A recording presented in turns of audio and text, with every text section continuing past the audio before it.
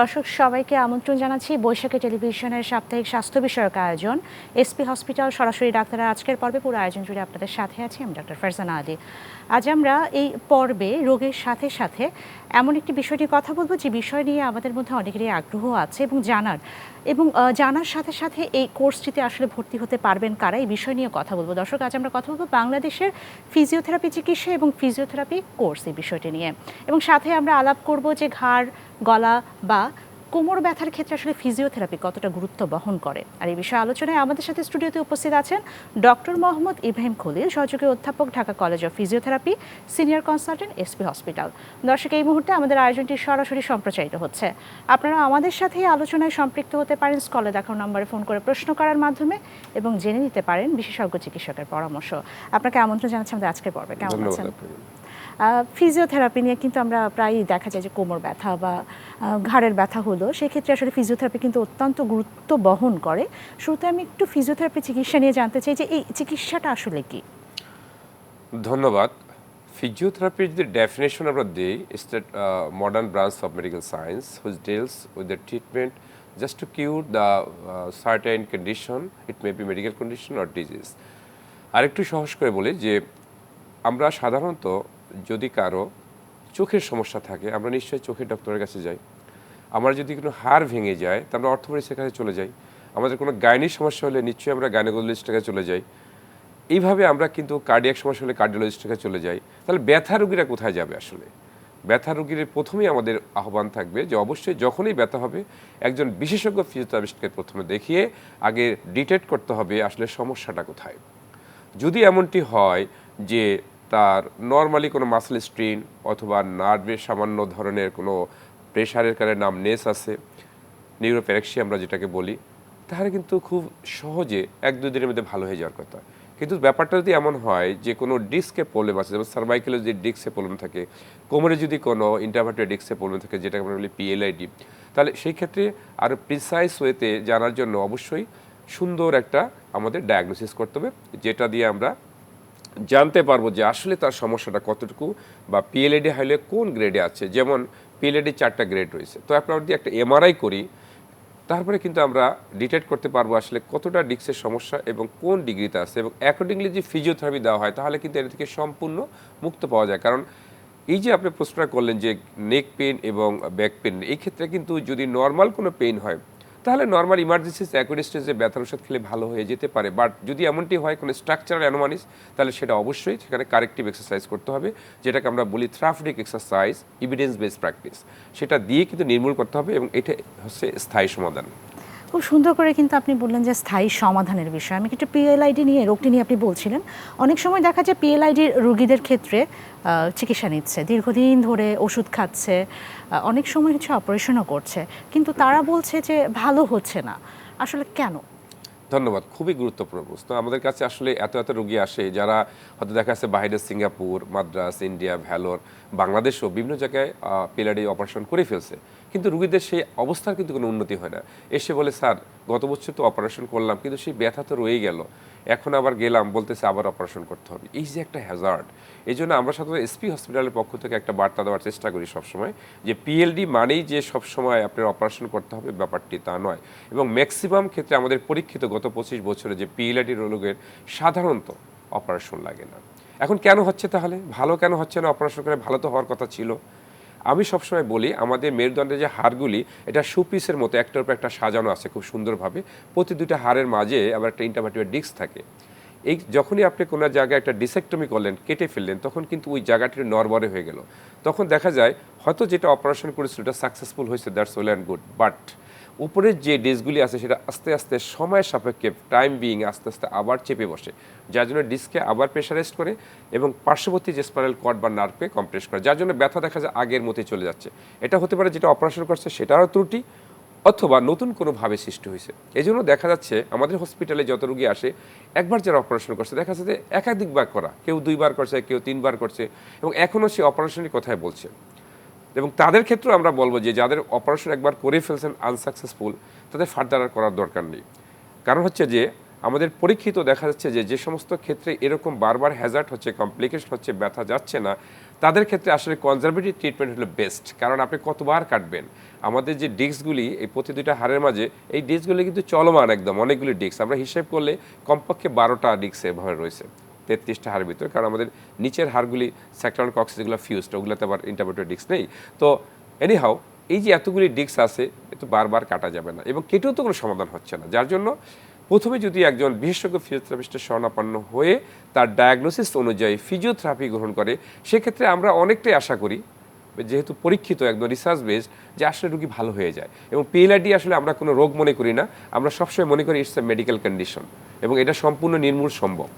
মানে এটা হচ্ছে সমন্বিত একটা চিকিৎসা ব্যবস্থা নিতে হবে, যে একজন নিউরোসার্জনের তো বা অর্থোপেডিক সার্জনের সাথে সাথে একজন ফিজিওথেরাপি বিশেষজ্ঞেরও হচ্ছে শরণাপন্ন হতে হবে পিএলআইডি রোগীদের ক্ষেত্রে। আরেকটি রোগের সম্পর্কে একটু জানতে চাই, যে স্ট্রোক। অনেক সময় দেখা যায় যে স্ট্রোকের রোগীরা প্যারালাইসিস হওয়ার পরবর্তীতে আসলে দীর্ঘদিন ধরে তারা অবসাদগ্রস্ত হয়ে গেছে, এই রোগীদের ক্ষেত্রে আসলে ফিজিওথেরাপি কতটা গুরুত্বপূর্ণ? খুবই চমৎকার প্রশ্ন। দেখেন, স্ট্রোক রোগী আমাদের বাংলাদেশে খুবই বেড়ে চলছে এবং তারা বিভিন্ন জায়গায় আসলে নেগলেক্টেড হচ্ছে, ফ্যামিলিগত, সামাজিকভাবে, এবং ট্রিটমেন্টের ক্ষেত্রে নেগলেক্ট হচ্ছে। আসলে সমাধান কী তাহলে? আসলে প্রথমে জানতে হবে স্ট্রোকটা কোথায় করে। স্ট্রোক কিন্তু হয় ব্রেনে, কিন্তু আনফর্চুনেটলি যে ট্রিটমেন্টগুলি হচ্ছে বাংলাদেশের প্রেক্ষাপটে সবই দেখা যায় যেই সাইড প্যারালাইসিস হচ্ছে ওই সাইডের হাত পা নিয়ে নাড়াচাড়া হচ্ছে। আসলে না, স্টিমুলেট করতে হবে ব্রেনে, কারণ যদি ব্রেনে লেফট সাইডে তার এই যে স্ট্রোক করে, আমরা বলি পক্ষাঘাতগ্রস্ত বাংলায়, তাহলে তার রাইট সাইডটা প্যারালাইজড হবে। এখানে ইলেকট্রোথেরাপি যেমন একটা অত্যাধুনিক মেশিন আছে এসপি হসপিটালে, ট্রান্সক্র্যানিয়াল ম্যাগনেটিক স্টিমুলেশন, সাথে সাথে অত্যাধুনিক ম্যানুয়াল থেরাপি রয়েছে যেমন বোবাত অ্যাপ্রোচের মতো, এগুলি দিয়ে এই স্টিমুলেট করতে হবে। এই ব্রেনকে যখন আমরা স্টিমুলেট করি তখন এখানে নিউরোপ্লাস্টিসিটি ডেভেলপড হয়, এই নিউরোপ্লাস্টিসিটি ন্যাচারালি ডেভেলপ হয় এবং ট্রিটমেন্টের ক্ষেত্রে খুব দ্রুত হয় যখন আমরা এই ম্যানুভারগুলি ইউজ করি। তাহলে আমাদের দেখতে হবে যে পেশেন্ট যখনই এইভাবে স্ট্রোক করে, ইমার্জেন্সি ম্যানেজমেন্টের পরপরই ফিজিওথেরাপি শুড বি স্টার্টেড, এবং অ্যাজ সুন অ্যাজ পসিবল যদি স্টার্ট করা যায় প্রগনোসিস বেটার হয়। এবং পরীক্ষিত যে পেশেন্টগুলি প্রথম থেকে ফিজিওথেরাপি বা রিহ্যাবিলিটেশন হয় তাদের 3 থেকে 4 মাসের মধ্যে ম্যাক্সিমাম ডেভেলপড হয় এবং তারা অনেকেই নর্মাল লাইফে ফিরে যেতে পারে। আচ্ছা, মানে দেখা যাবে যে আমাদের এই যে প্যারালাইসিস হওয়ার পরবর্তীতে আসলে ফিজিওথেরাপিটা অত্যন্ত গুরুত্ব বহন করছে এবং ফিজিওথেরাপি নিতে হবে। সেরেব্রাল পালসি, আমি রোগটি নিয়ে একটু জানতে চাই, যে সেরেব্রাল পালসি হলেও কিন্তু একই রকমভাবে সেরেব্রাল পালসি রোগীদের জন্য আসলে ফিজিওথেরাপি কতটা গুরুত্বপূর্ণ? ধন্যবাদ, ঠিকই বলেছেন, কারণ সেরেব্রাল পালসি পেশেন্ট কিন্তু আরও নেগলেক্টেড, কারণ এগুলি অনেকগুলি টাইপ রয়েছে। আমরা যেমন বলি স্পাস্টিক টাইপ, যেটা রিজিডিটি হয়, শক্ত হয়ে যায়। কিছু হচ্ছে ফ্লাসিড টাইপ, যে দেখতে মনে হয় নর্মাল, আসলে সে নর্মাল না, অর্থাৎ সে চলাফেরা করতে পারে, মাসেলের টোন কমে গেছে, এটা আমরা বলি অ্যাথেটয়েড। কিছু আছে যে অ্যাটাক্সিক, হাঁটতে গেলে সিজার গেট হয়, বেঁকে ঠেকে যায়। আর কিছু আছে যে মিক্সড, কম্বাইন্ড, যে আসলে তার সবগুলি সমন্বিত। তবে ন্যাচারাল ফিচারে কি দেখা যায়, যে একটা সেরেব্রাল পালসি পেশেন্ট জন্মের পর থেকে যেই বয়সে তার আসলে যে কাজগুলি করার কথা, যেমন 4 মাসে তার হামাগুড়ি দেওয়ার কথা, 6 মাসে বসার কথা, হয়তো 10 মাসে উইথ সাপোর্টে দাঁড়ানোর কথা, 12 মাসে উইদাউট সাপোর্টে দাঁড়ানোর কথা, 14 মাসে দৌড়ানোর কথা, এই জিনিসগুলি যখনই লোপ পেয়ে যায় তখনই কিন্তু আমাদের ফোকাস দিতে হবে খুব আর্লিয়ার, যে আসলে কী সমস্যা তাদের হচ্ছে। কারণ সেরেব্রাল পালসি আসলে ব্রেনের ড্যামেজ হয় এবং ভাস্ট এরিয়া ড্যামেজ হয়, যার জন্য তার সব কিছুরই মোটামুটি কিন্তু একটা অর্ডার হারিয়ে ফেলে। যার জন্য যদি এমনটি হয় যে তার মাইল্ড, আবার এই সিভিকে আবার এইভাবে আমরা ভাগ করি মাইল্ড, মডারেট, সিভিয়ার। যদি মাইল্ড হয় তাহলে কিন্তু এটা আসার কথা, যে এই ধরনের পেশেন্টের আমরা অ্যাসেসমেন্ট করে মাসলের পাওয়ার যদি বাড়িয়ে দিই, অ্যাজ ওয়েল অ্যাসিস্টিভ ডিভাইস আমরা ইউজ করি, long leg liver, short leg liver, এগুলি দিয়ে। এবং এই ধরনের স্কুলের অনেকে আছে বাংলাদেশে যে স্পেশাল স্কুলে তারা যাচ্ছে, এবং অনেকে এমন হচ্ছে যে স্পেশাল স্কুল থেকে তারা চলে এসে ইন্টিগ্রেটেড স্কুলে তারা কিন্তু ভর্তি হচ্ছে নর্মাল বাচ্চাদের মতো। তাহলে প্রথমে যদি অ্যাসেস করা হয় তার আসলে এই সিভির আসলে কোন পর্যায়ে রয়েছে, যে ক্লাসিফিকেশনে যদি দেখা যায় একেবারে মাইল্ড পর্যায়ে রয়েছে তাহলে কিন্তু সে নর্মাল করা তাকে সম্ভব। এবং অন্যান্য ক্ষেত্রে যদি এমনটি হয় যে আসলে প্রোগ্রেসের ভালো না, সেক্ষেত্রে কিন্তু রিহ্যাবিলিটেশন করতে হবে। এই জন্য রিহ্যাবিলিটেশন করতে হবে যে তাহলে ফার্দার তার কোনো কমপ্লিকেশন অ্যারাইজ করবে না, কারণ এই ধরনের রোগী সাধারণত দেখা যায় সিজার গেট হয়, মাসেলগুলি কন্ট্রাকচার হয়ে যায় এবং রেসপিরেটরি কমপ্লিকেশন হয়, মাসেল ওয়েস্টিং হয়, এই বেডশোর হয়, এই জিনিসগুলিকে অ্যাভয়েড করা যায়। মানে দেখা যাবে যে আমরা যদি সঠিক সময়ে রোগীরা ফিজিওথেরাপিটা নেয় তাহলে কিছু কিছু জটিলতা যেগুলো আছে সেগুলো হচ্ছে আমরা ইগনোর করতে পারবো। ফ্রোজেন শোল্ডার একটু জানতে চাই। অনেক সময় দেখা যায় যে অনেকেই বলে যে আমার হাতটা হঠাৎ করে বন্ধ হয়ে গেছে, আমি হাত নাড়াতে পারছি না, জাস্ট এই শোল্ডার রিজনে। ফ্রোজেন শোল্ডারের ক্ষেত্রে আসলে আপনারা কী করেন? দেখেন, খুব চমৎকার। ফ্রোজেন শোল্ডারের পেশেন্ট কিন্তু এরকমই দেখা যায়, তারা বিভিন্ন জায়গায় ট্রিটমেন্টে যাচ্ছে কিন্তু আসলে সমাধান পাচ্ছে না। ফ্রোজেন শোল্ডার আসলে কেন হয়? দেখেন, এখানে আমাদের একটা হিউমেরাস আছে, একটা লং বোন, এখানে একটা গ্লিনয়েড স্ক্যাপুলা আছে, এটার উপরে বসানো থাকে এবং সবচেয়ে নরমালের জয়েন্ট হচ্ছে শোল্ডার জয়েন্ট। এখানে একটা ক্যাপসুল আছে কিন্তু যেটা রাবারের মতো। আমরা যখন নর্মাল পার্সন যখন আমরা নড়াচড়া করি তখন কিন্তু এই ক্যাপসুলটা লম্বা হয়, অল ডিরেকশনের মুভমেন্ট আমরা নিতে পারি, উপরে নিচে, চুল আশ্রাতে পারে, ড্রেস পরতে পারে। কিন্তু ফ্রোজেন সোলের পেশেন্টটা কিন্তু চুল আশ্রাতে পারে না, ড্রেস পরতে পারে না, পিছনে পিঠ চুলকাতে পারে না, অন্যান্য দৈনন্দিন কাজে অনেক হ্যাম্পার হয়, কারণ ক্যাপসুলটা শর্ট হয়ে যায়। তাহলে সমাধান কি? ঔষধের সমাধান হবে না, ইনজেকশনে না, অপারেশন করো হচ্ছে না, তাহলে এটা হলো জাস্ট ক্যাপসুলটাকে স্ট্রেচিং করে দিলে কিন্তু হয়। তাহলে এটা একমাত্র ট্রিটমেন্ট হচ্ছে থেরাপিউটিক এক্সারসাইজ। তবে সেটা অবশ্যই একজন বিশেষজ্ঞ ফিজিওথেরাপিস্টের সরাসরি তত্ত্বাবধায়ক এক্সপার্ট টিপের মাধ্যমে স্কিল হ্যান্ডেল করতে হবে, যেটাকে আমরা বলি যে হলিস্টিক অ্যাপ্রোচ। এভাবে করলে কিন্তু জাস্ট ক্যাপসুলটাকে যদি আমরা স্ট্রেচিং করে দিতে পারি, মুভমেন্ট অ্যাসিলের সময় প্রবলেম তো হয় আসলে অল ডিরেকশনাল মুভমেন্ট লিমিটেড হয়ে যায়। ফ্রিজে যেমন পানি রাখলে বরফ হয়ে যায়, এই জয়েন্টটা কিন্তু ফ্রিজ হয়ে যায়, একদম জমে যায়। ঠিক আছে, সো ফিজিওথেরাপি হচ্ছে এটা অত্যাধুনিক বা মডার্ন ট্রিটমেন্ট। আমরা কিন্তু কোন কোন রোগের ক্ষেত্রে আসলে ফিজিওথেরাপিটা দরকার হচ্ছে, আপনারা কিভাবে চিকিৎসা দিচ্ছেন সেই বিষয়গুলো নিয়ে খুব সুন্দর করে যাচ্ছিলাম। এবং আপনি বলছেন যে এসপি হসপিটালে কিছু সুযোগ সুবিধা আছে। যেহেতু এটা একটি বেসরকারি সংস্থা, অনেক সময় রোগীদের ধারণা থাকতে পারে বেসরকারি জায়গায় অনেক খরচ। আসলে এসপি হসপিটালে কি কি সুযোগ সুবিধা আছে বেসরকারি সংস্থা হিসেবে? জি ধন্যবাদ। শোনেন, চিকিৎসা তো আসলে সবার জন্য, কারণ চিকিৎসা কিন্তু যে ধনী পাবে গরিব পাবে না, ব্যাপারটা এমন নয়। তো হ্যাঁ, প্রাইভেট সেক্টরে কিছু তো লিমিটেশন থাকে, তবু রুগীর আসলে ক্লাসিফিকেশন ভেগে ইকোনমিক্যাল দিক থেকে চিন্তা করে অবশ্যই এসপি হসপিটালে কনসিডার করে। এছাড়া এই অনুষ্ঠানের মাধ্যমে আমি একটা বার্তা দিতে চাই যে সারা বাংলাদেশে কিন্তু যে প্রতিবন্ধী ফাউন্ডেশন রয়েছে সোশ্যাল ওয়েলফেয়ারে, সেখানে যদি প্রতিটা ডিস্ট্রিক্টে, অনেক সময় থানা লেভেলও কিন্তু অনেকগুলি ফিজিওথেরাপি সেন্টার রয়েছে, যেখানে ফ্রি ট্রিটমেন্ট দেওয়া হয়। গভর্নমেন্ট এটা ফ্রি ট্রিটমেন্ট দিচ্ছে। প্রতিবন্ধী যে উন্নয়ন ফাউন্ডেশন, সেখানে প্রতিবন্ধী যে রোগীদের জন্য, যেমন সিলভার পালসি আমরা বললাম, বা এই ধরনের পেইনের ক্ষেত্রেও কিন্তু ফ্রি ট্রিটমেন্ট করা। একেবারে যদি গরিব হয় তারা কিন্তু সেখানেও চিকিৎসা নিতে পারে, সেখানে কিন্তু আসলে কোয়ালিফাইড ফিজিওথেরাপিস্ট রয়েছে। আর আমাদের হসপিটালে যেটা বলছে সেটা ক্ষেত্রে আসলে আমরা অনেক রুগীদের যাদের এরকম আর্থিক সমস্যা, তাদেরকে আমরা কনসিডার করে থাকি। আমি একটু জানতে চাই যে ফিজিওথেরাপিতে অনেকের কিন্তু আসারই আগ্রহ আছে, ফিজিওথেরাপিস্ট আসলে কারা, এবং এই ফিজিওথেরাপি কোর্সে আসার জন্য ন্যূনতম যোগ্যতা কি? হ্যাঁ ধন্যবাদ। দেখেন, ফিজিওথেরাপি কোর্সে ভর্তি হওয়ার জন্য যে যোগ্যতা, সেটা অবশ্যই সায়েন্স ব্যাকগ্রাউন্ড হতে হবে, এসএসসি এবং এসএসসিতে, এবং ন্যূনতম জিপিএ 7 থাকতে হবে, এবং কোনো একটি এসএসসি বা এসএসসিতে কমপক্ষে জিপিএ 3 থাকতে হবে। এরাই একমাত্র এলিজেবল টু অ্যাপ্লিকেশন। অ্যাপ্লাই করার পরে তাদেরকে আবার ভর্তি পরীক্ষায়, ভর্তি যুদ্ধে অংশগ্রহণ করতে হবে। এরপরে কিন্তু তারা হয়তো যারা সিলেক্টেড হবে তারা ভর্তি হতে পারবে। এবং এটা আমাদের যেমন ডিসিপিটি, ঢাকা কলেজ অফ ফিজিওথেরাপিতেও কিন্তু আমাদের ঢাকা ইউনিভার্সিটি সরাসরি অধীনের মেডিসিন ফ্যাকাল্টির আন্ডারে কোর্সটা কিন্তু রান হয়। অনেকে এটাও জানে না আসলে কোর্সটা কোথায় রান হয়। এটা কিন্তু আমাদের ঢাকাতে যেতগুলি আমাদের ফিজিওথেরাপি কলেজ আছে, এটা ঢাকা বিশ্ববিদ্যালয়ের মেডিসিন ফ্যাকাল্টি আন্ডারে, যেমন বিডিএস, এমবিবিএস এবং ফিজিওথেরাপি, 3টা কোর্সে কিন্তু মেডিসিন ফ্যাকাল্টির আন্ডারে। আর ফিজিওথেরাপিস্ট কারা? দেখেন, এই কোর্সটা আসলে হচ্ছে 5 বছরের, 4 বছর কম্পালসারি থিওরিটিক্যাল কোর্স, 1 বছর ইন্টার্নশিপ, এবং এটা বাধ্যতামূলক ইন্টার্নশিপ, 5 ইয়ার্সের কোর্স। তাহলে আমরা যদি বলি সহজ কথায় যে ফিজিওথেরাপিস্ট হতে হলে কমপক্ষে তাকে যে কোনো একটা রিকগনাইজড ইউনিভার্সিটির তাকে ডিগ্রিধারী হতে হবে, এবং সেখানে তাকে অবশ্যই 5 ইয়ার্সের একটা কোর্স করতে হবে, যেটা আমরা বলি ফান্ডামেন্টাল কোর্স।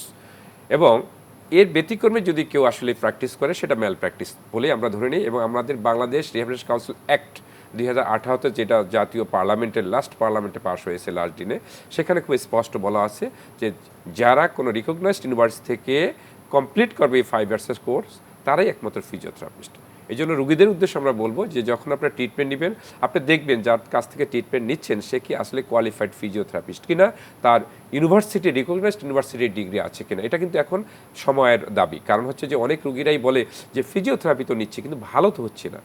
আমাদের একটাই কথা যে কেন ভালো হবে না? যদি একটা মেডিসিনে যদি রোগ ভালো হয়, যেমন প্যারাসিটামল খেলে যদি জ্বর ভালো হয়, তাহলে যেহেতু একটা মডার্ন সায়েন্স, 5 ইয়ার্সের লং কোর্স, ইন্টারন্যাশনালি রিকগনাইজড, সেখানে ফিজিওথেরাপি কিলে হওয়াই পেশেন্ট কিউর হবে না।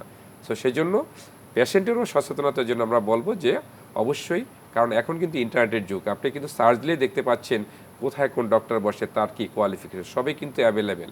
সো দেখে শুনে বুঝে এখন রুগীদেরও একটু সচেতন হতে হবে। কারণ অনেকে দেখা যাচ্ছে যে দীর্ঘদিন শুধু পেন কিলারের উপরে থাকছে ব্যথার চিকিৎসা করার জন্য, তাতে তার অনেক ক্ষতি হয়ে যাচ্ছে, দেখা যাচ্ছে কিডনি, লিভার এগুলো ক্ষতিগ্রস্ত হচ্ছে। কারণ মনে রাখতে হবে, যে ব্যথা রোগীরা যখন এভাবে ট্রিটমেন্ট করে, যে নর্মাল ব্যথাই হবে তাহলে কিন্তু আর মেডিসিনে ভালো হয়ে যাওয়ার কথা ছিল, সেটা হতে পারে 1 থেকে 3 দিন 5 দিনের মধ্যে। কিন্তু যারা লং টাইম খেয়ে যাচ্ছে বছর পর বছর, এটা কিন্তু কোনো ইথিক্সের মধ্যে পড়ে না। তাহলে তাকে অবশ্যই যে কেন ভালো হচ্ছে না সেটাকে তাকে নিজেকে খুঁজতে হবে, এবং ফিজিওথেরাপি যিনি তাকে কিন্তু সেই কোয়ালিটি অর্জন করে তাকে ফিজিওথেরাপি যদি দেয়, তাহলে সেক্ষেত্রে কিন্তু ফিজিওথেরাপি যে নেম ফেম সেটাও কিন্তু অক্ষুণ্ণ থাকে। সেই জন্য আমাদের আহ্বান যে অবশ্যই সঠিক ফিজিওথেরাপি দিলে আসলে যদি ফিজিওথেরাপির কেস হয় তাহলে সেটা ভালো হতে বাধ্য। মানে সঠিক একজন ফিজিওথেরাপিস্টের কাছে যেতে হবে এবং চিকিৎসা নিতে হবে। এই বছর আপনি কিন্তু বলছেন সায়েন্স ব্যাকগ্রাউন্ডে যারা আছে তারা আসলে এই ফিজিওথেরাপির কোর্সে সম্পৃক্ত হতে পারবে। এই বছর আসলে স্টুডেন্ট যারা বের হচ্ছে বা আগ্রহী তাদের সুযোগ আছে কিনা? না, ঠিকই বলছেন। আসলে ফরচুনেটলি না আনফরচুনেট বলবো জানি না, যে এই বছরের ভর্তি প্রায় শেষের দিকে, তবু আমাদের ঢাকা কলেজ অফ ফিজিওথেরাপিতে একটা স্কোপ রয়েছে।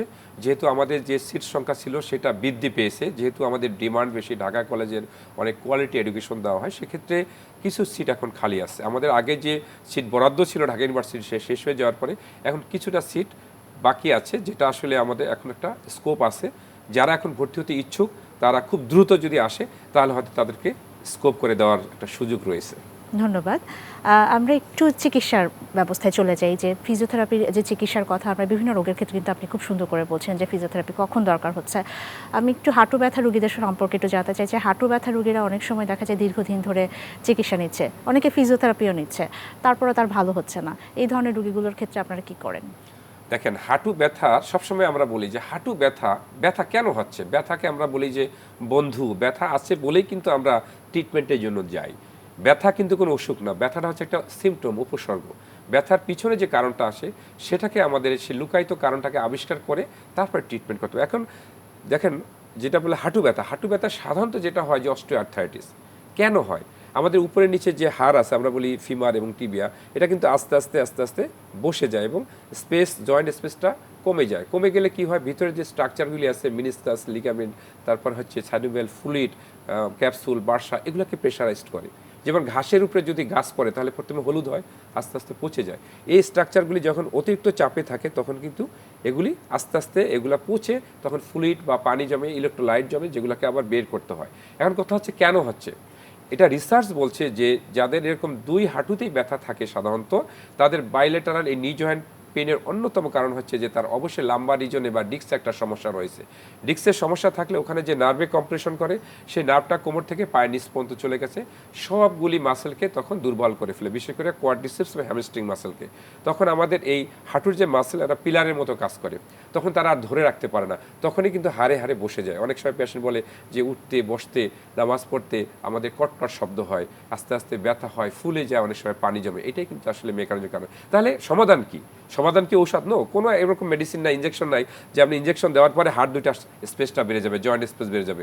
এটা একমাত্র যে ট্রিটমেন্ট সেটা হচ্ছে ফিজিওথেরাপি দিয়ে আমরা কি করি, এটাকে ডিস্ট্রাকশন করি বা ট্রাকশন করে স্পেসটা বাড়িয়ে দিই। স্পেসটা বাড়িয়ে দিলে রেঞ্জ অফ মোশনটা বেড়ে যায়, তখন তার বসে নামাজ পড়তে, নিচে খেতে, লো কমোড ইউজ করতে সুবিধা হয়। কারণ এই ধরনের পেশেন্টটা দেখা যায় চেয়ারে বসে গেছে, আমাদের মসজিদও চেয়ারের সংখ্যা এখন বেড়ে গেছে। কারণ এই ধরনের হলেই দেখা যাচ্ছে ব্যথার জন্য অনেক সময় অ্যাডভাইস করা হয় যে আপনি নিচে বসে কাজ করবেন না, কিন্তু নিচে না বসতে বসতে উপরে বসতে বসতে তাদের এমন হয়ে যাচ্ছে যে একসময় পার্মানেন্ট ডিজাবেল্ট হয়ে যাচ্ছে। কারণ মাসেল হচ্ছে কন্ট্যাক্টেড ট্রিটমেন্ট, এটা আস্তে আস্তে যদি কন্ট্যাক্ট করে এমন শর্ট হয়ে যায়, আগে হয়তো ব্যথা নিয়ে বসতে পারতো, এখন চেষ্টা করলেও সে বসতে পারতেছে না, হয়তো তার ব্যথা ঔষধ খেয়ে কমাচ্ছে কিন্তু সমাধান কোনো হচ্ছে না। সো এটা একমাত্র রিমেডি হচ্ছে ফিজিওথেরাপি। আচ্ছা, রোগের বিষয়ে যেহেতু বলছিলাম, ট্রান্সভার্স মাইলাইটিস এবং স্পন্ডিলোলিস্থিসিস খুবই কঠিন দুটো রোগ, কিন্তু এই রোগের ক্ষেত্রে আসলে ফিজিওথেরাপিটা কিভাবে ভূমিকা রাখছে?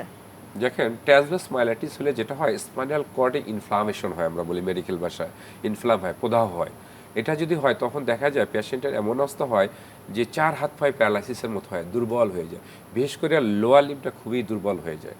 তাহলে এই যে দুর্বলতার জন্য পৃথিবীতে কোনো ঔষধ আবিষ্কার হয় না যে ঔষধ খেলে সে একদম সুস্থ আগের মতো হাঁটতে পারে, মাসেল পাওয়ার বাড়বে। মাসেল পাওয়ার বাড়ার জন্য যেটা দরকার সেটা হচ্ছে ফিজিওথেরাপি। স্ট্রেংথেনিং প্রোগ্রাম করে বা এন্ডুরেন্স প্রোগ্রাম করে, মাসেলের গ্রেডিং অনুযায়ী, আমরা বলি অক্সফোর্ড ম্যানুয়াল মাসেল গ্রেডিং, কোন গ্রেডে আছে সেটা দেখে পেশেন্টের কিন্তু মাসেলের পাওয়ারটা বাড়িয়ে দিতে হবে। আর সাথে সাথে তাকে, তার অনেক সময় গেটের প্রবলেম হয়, ব্যালেন্সের প্রবলেম হয়, ব্যালেন্সে এক্সারসাইজ করতে হবে এবং গেট ট্রেনিং দিতে হবে। এক কথা হচ্ছে এই ধরনের পেশেন্টকে দেখা যাচ্ছে যে রিএডুকেশনও অনেক সময় করতে হয়, অর্থাৎ রিহ্যাবিলিটেশন হচ্ছে এই ধরনের পেশেন্টের একমাত্র মূল মন্ত্র। আচ্ছা, আমরা তো একদমই শেষের দিকে চলে এসেছি। আমাদের দর্শকদের জন্য যদি হচ্ছে ফিজিওথেরাপি নিয়ে আমরা কিন্তু আজকে জানলাম যে বাংলাদেশে ফিজিওথেরাপির চিকিৎসা ব্যবস্থার কী অবস্থা, সরকারি বেসরকারি খাতে আসলে কী কী সুযোগ সুবিধা আছে এবং ফিজিওথেরাপি কোর্সে কারা সম্পৃক্ত হতে পারবে, তার সাথে সাথে ফিজিওথেরাপি বিভিন্ন রোগের বিষয়ে কিন্তু আপনি বলছিলেন যে কতটা গুরুত্ব বহন করে। একটু জানতে চাই যে আসলে ফিজিওথেরাপি বাংলাদেশের অবস্থাটা বর্তমানে কি? জি, ধন্যবাদ। ফিজিওথেরাপির বাংলাদেশের অবস্থা খুবই ভালো এখন। কারণ হচ্ছে যে দর্শকের উদ্দেশ্যে বলছি যে দেখেন, বাংলাদেশে ফিজিওথেরাপি আগে একসময় মানুষ বুঝতো না, জানতো না যে আসলে ফিজিওথেরাপিটা কী। কিন্তু এখন কিন্তু অনেকেই জেনে গেছে এবং তারা কিন্তু খুঁজছে যে আসলে পেইন মানে হচ্ছে আমাদের ফিজিওথেরাপি নিতে হবে। কিন্তু এটা আস্তে আস্তে আরও প্রসার হবে। একসময় মানুষ কিন্তু জানতো না, একসময় ডক্টররা জানতো না, পেইন কিলারের উপরে বা পেইনের অ্যানালিসিস ঔষধের উপরে নির্ভরশীল ছিল। কিন্তু এখনই আমাদের একটা আহ্বান থাকবে যে দর্শকের উদ্দেশ্যে যে ব্যথা হলেই ব্যথানাশক ঔষধ নয়, ব্যথার কারণটাকে নির্মূল করতে হবে, কি কারণে ব্যথা সেটাকে আবিষ্কার করতে হবে। এই জন্য অবশ্যই একজন বিশেষজ্ঞ ফিজিওথেরাপিস্টের শরণাপন্ন হয়ে তার তত্ত্বাবধানের থেকে ফিজিওথেরাপি গ্রহণ করতে হবে। কারণ একজন বিশেষজ্ঞ ফিজিওথেরাপিস্ট আসলে কি করেন, তিনি প্রথমে তার ভিউ অফ আইকন থেকে বা তার গাইডলাইন যেটা WHO সেই থেকে তিনি কিন্তু স্পেশাল কিছু টেস্ট করে সিদ্ধান্তে উপনীত হতে চান যে সমস্যাটা কোথায়। তারপরে কিন্তু তিনি হয়তোবা কোনো একটা টেস্টের কথা বলেন। সাধারণত আমাদের ফিজিওথেরাপিতে যে ধরনের জিনিসগুলি আমরা আলোচনা করলাম, যে ডিস্ক প্রোলাপস বা ঘাড়ে আমরা সার্ভাইকেল ডিস্ক প্রোলাপস, অথবা কোমরে PLIDর কথা বললাম, প্রোলাপস লাম্বার ইন্টারভার্টিব্রাল ডিস্ক, অথবা এই ধরনের হাঁটু ব্যথার ক্ষেত্রে কারণটা উদ্ঘাটের জন্য একটা MRI করা যেতে পারে। এবং একটা MRI কিন্তু আপনাকে একেবারে ক্লিয়ার পিকচার দিয়ে দিচ্ছে সমস্যাটা কোথায়, এটা কি নার্ভে না মাসেলে বা অন্য কোনো প্যাথোলজি আছে কিনা। দেখেন, সবসময় যে আসলে শুধু আপনার নর্মালি পেইন হবে তা কিন্তু নয়। কারণ পেইনটাকে এই জন্য আমরা দুটো ক্যাটাগরিতে ভাগ করি। একটা আমরা বলি প্যাথোলজিক্যাল পেইন, একটা বলি মেকানিক্যাল পেইন। যদি প্যাথোলজি হয় তাহলে কিন্তু ঔষধ খেলেই ভালো হয়ে যাবে, কিন্তু যেই পেইন সাস্টেন করতেছে দীর্ঘ সময়, সেখানে মনে কি করতে হবে যে এটা আপনার কোনো রোগ নয়, এটা কোনো রোগের কারণেই নাই যেটার জন্য আপনাকে ঔষধ খেতে হবে। সেক্ষেত্রে এই পেইনটাকে আমরা বলি মেকানিক্যাল পেইন, এবং মেকানিক্যাল পেইন কিন্তু সবসময় কারেকশন করতে হয়, এবং এটার জন্য দরকার ফিজিওথেরাপি। এই জন্য আমার আহ্বান থাকবে আজকে অনুষ্ঠানের মাধ্যমে, যখনই ব্যথা হবে অবশ্যই একজন প্রথমে বিশেষজ্ঞ ফিজিওথেরাপিস্টের শরণাপন্ন হয়ে তারপরে তার তত্ত্বাবধান থেকে তার অ্যাডভাইস মতে আপনি ফিজিওথেরাপি গ্রহণ করবেন। কারণ অনেক ক্ষেত্রে দেখা যাচ্ছে, এই কথাটা এই জন্য বললাম যে আমাদের যত পেইন আছে তার 95% কিন্তু রিসার্চ বলছে মেকানিক্যাল পেইন, এবং মেকানিক্যাল পেইনের একমাত্র সমাধান হচ্ছে আধুনিক বা মডার্ন ফিজিওথেরাপি ট্রিটমেন্ট, যেটাকে আমরা বলছি therapeutic exercise, evidence based practice. এবং এটা যদি আপনারা করেন, দেখা যাবে যে অহেতুক আপনাদের যে অপারেশন অথবা অহেতুক বছর পর বছর যে পেইন কিলার খাওয়া, যেখানে আমাদের কিডনি অথবা লিভারকে ক্ষতিগ্রস্ত করছে, এ থেকে মুক্ত হতে পারবেন। তাহলে সঠিক ফিজিওথেরাপি নিন এবং সুস্থ থাকুন। ধন্যবাদ। একদমই সর্বশেষ মুহূর্তে জানতে চাই যে আপনি হচ্ছে MRI নিয়ে কিন্তু কথা বলছিলেন, অনেক রোগীদের কিন্তু MRI নিয়ে একটা ভয় থাকে, ভীতি কাজ করে। ওই ধরনের রোগীদের ক্ষেত্রে কিভাবে কাউন্সেলিং করছেন আপনারা? ধন্যবাদ। আসলে MRIর ফোবিয়া সবারই রয়েছে, বাচ্চা থেকে শুরু করে যাদের কার্ডিয়াক পেশেন্ট, সাফোকেশন হচ্ছে, শ্বাসকষ্ট সবারই। এই জন্য আমরা কিন্তু SP হসপিটালের বিশেষত্ব হচ্ছে MRI, যেটা ওপেন MRI। এখানে কিন্তু সবাই, যে কোনো বয়সে সবাই খুব স্বাচ্ছন্দ্য করতে পারে। এবং আরেকটা যেটা নিউজ, সেটা হচ্ছে যে অনেক সময় মেটাল থাকে, অনেক সময় পেশেন্টের ইন্টারনাল অনেক সময় মেটাল দেওয়া হয়, যেমন স্ক্রু থাকে, এগুলি থাকলো বা পেসমেকার থাকে, এগুলো থাকলেও কিন্তু আমাদের MRI করা যায়। এটা কিন্তু একটা বাড়তি সুবিধা। সো SP হসপিটালে দেখা যায় অনেক সময়, গতকালও অনেকগুলি MRI আসে, তারা চিকিৎসার জন্য আসে না, শুধু MRIর জন্য আসছে। যেন MRIর ফোবিয়ার জন্য তারা ভয় পাচ্ছে যে ওই ভিতরে ঢুকবে, যেটা ক্লোজড MRI, তাতে কষ্ট হচ্ছে, সাফোকেশন হচ্ছে, তারা শুধু MRI করেও অনেকে নিয়ে যাচ্ছে। কারণ হয়তো ট্রিটমেন্টটা অন্য জায়গায় করলো, MRIটা এখানে নিচ্ছে। তার মানে হচ্ছে আমাদের যে MRIটা, সেটা খুবই স্বাচ্ছন্দ্যের সবাই সুন্দরভাবে করতে পারে। হ্যাঁ, অসংখ্য ধন্যবাদ আমাদের সাথে সম্পৃক্ত হওয়ার জন্য। ধন্যবাদ আপনাকে এবং দর্শকরা যারা শুনছিলেন। দর্শক, আশা করি আজকের পর্ব থেকে আপনারা সবাই গুরুত্বপূর্ণ তথ্য এবং পরামর্শ পেয়েছেন। আপনাদের সবাই সুস্বাস্থ্য কামনা করে শেষ করছি আমাদের আজকের পর্ব। সবাই ভালো থাকুন, সুস্থ থাকুন, বৈশাখী টিভির সাথেই থাকুন। ধন্যবাদ।